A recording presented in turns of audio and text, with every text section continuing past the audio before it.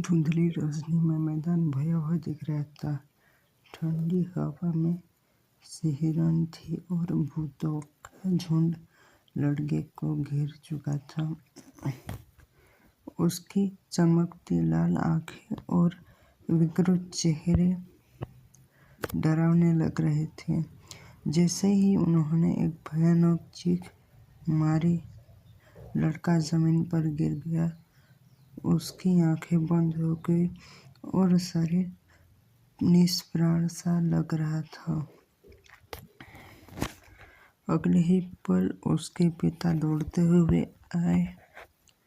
उसका चेहरा भय और दुख से भरा था। उन्होंने लड़के को गोद में उठाया और जोर-जोर से भगवान से प्रार्थना करने लगे। उनकी आवाज़ दर्द से काँप रही थी। भगवान, मेरे बेटे को बचा लो। आसमान काले बादलों से भर गया था। बिजली चमकने लगी और तेज गरगड़ से हल्की बारिश होने लगी। पानी की बूंदें लड़के के चेहरे पर गिरने लगी, जैसे प्रकृति भी उसके साथ रो रही हो। अचानक लड़के की उंगलियां हल्की सी हिली। क्या यह कोई चमत्कार था? आकाश की ओर देखते हुए पिता की आंखें उम्मीद में की चमक आ जाती है। तभी बादलों के बीच से एक दिव्य प्रकाश आता है और मैदान में अद्भुत ऊर्जा भर जाती है। क्या यह भगवान की शक्ति थी? लड़का बच जाएगा।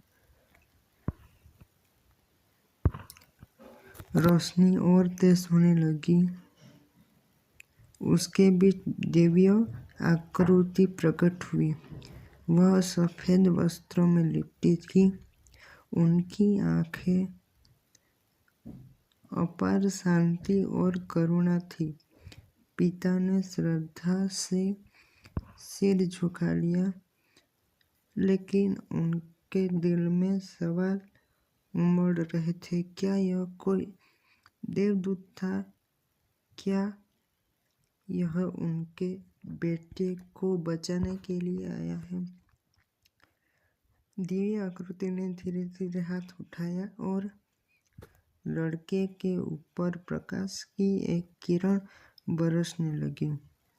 मैदान में खड़े भूतों का झुंड अचानक चीखते हुए पीछे हटने लगा, जैसे वह रोशनी उनके लिए असहनीय हो रही थी। कुछ पलों में वे धुएं में बदलकर हवा में विलीन हो गए। पिता ने लड़के और देखा, उनका चेहरा अब पहले जैसा नहीं था। वह पहले से शांत और जीवंत दिख रहा था। फिर धीरे धीरे उसकी आंखें खुली। उसने थकी हुई आवाज में कहा, पिताजी। पिताजी की आंखें आंसू से भरी हुई थी। उन्होंने लड़के को कसकर गले लगा लिया। दिव्य आकृति मुस्कुराई और कहा, तुम्हारे प्रेम और विश्वास ने तुम्हारे बेटे को बचा लिया। डर को मत पालो, क्योंकि प्रेम और श्रद्धा की शक्ति से कुछ भी हासिल किया जा सकता है। इतना कहकर वह आकृति धीरे धीरे रोशनी में बदलकर आकाश में विलीन हो गए। काले बादल छट गए और आसमान फिर से साफ हो गया।